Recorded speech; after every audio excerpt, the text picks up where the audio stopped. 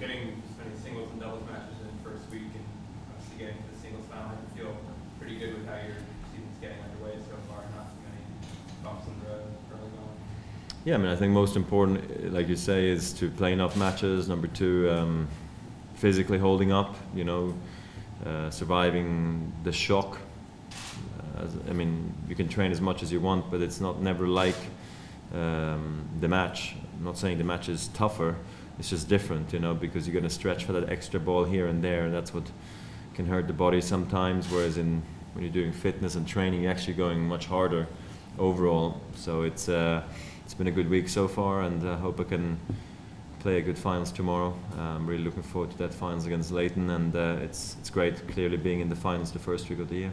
As far as the racket goes, do you still feel any adjustments needed, or like it's always been that way? No, I mean now at this point, like, I'm not going to do any adjustments anyways. We'll see down the stretch, but right now I'm just very happy how it's feeling. You know, it's been able to put a lot of hours on the racket in practice and now also in the matches, so that's very important. We'll see how quick the conditions are in Melbourne then, you know, if you have to maybe change tensions in the racket and so forth, but yeah, the focus is elsewhere now. It's not on the racket necessarily.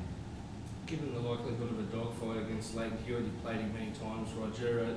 Jeremy Chardy coming back in that second set and testing you and taking you to a third, do you think that's, even though you probably wouldn't want to be on there with the heat, do you think that's perhaps a good test for you heading into a match against Hewitt?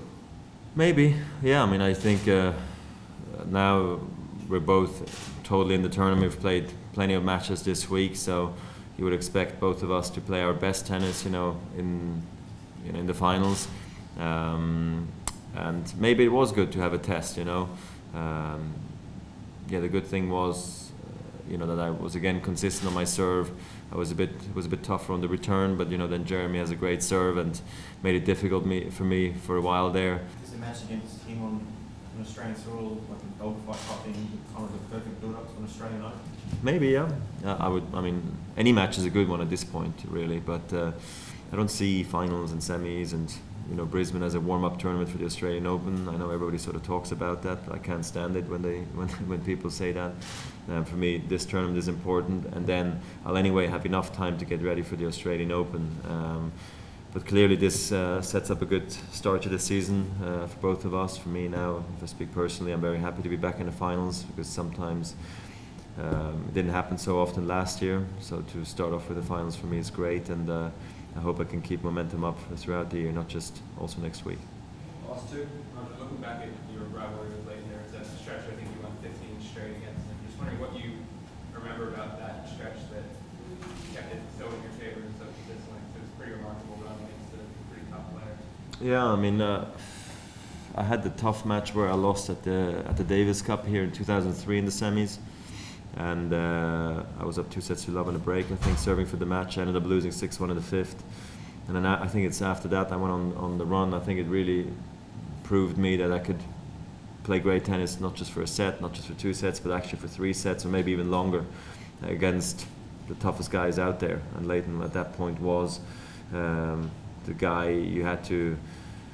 It's probably the toughest to beat in the best of 5 set match, you know, also physically and mentally. And for me to be able to not just do it tennis-wise, but also physically and mentally, gave me, I think, the big belief that I could hang with the best, and especially with him, and that I went on a run like I did. I never thought that was going to happen, because he has the game to cause me a lot of problems, and I just think the confidence I had and the amount of then variation I could bring to the court was just difficult for Leighton, but I always felt like it was not just only my racket. The moment I dipped my level, he was going to be there and take it. So I see it again, the same thing tomorrow. The moment I don't play great, he will be there to take it, especially on a quick court like here. There's been a lot of talk about court speed.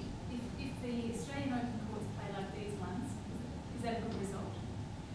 Yeah, I think it is. You know, I think the Australian Open, let's not forget, used to be played mostly during the day, especially the finals too. Now semis, finals, quarters, everything is basically at night. So that has also slowed down conditions drastically over time.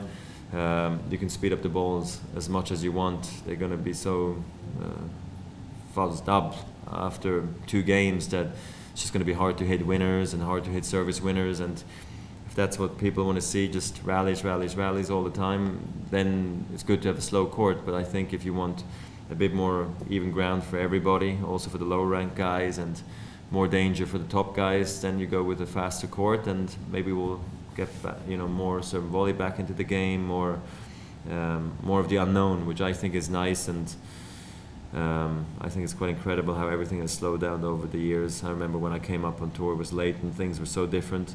We had to actually totally change our games around to actually still be able to compete today. So I think it's a good thing.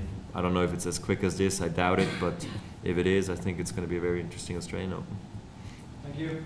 Yep, my pleasure.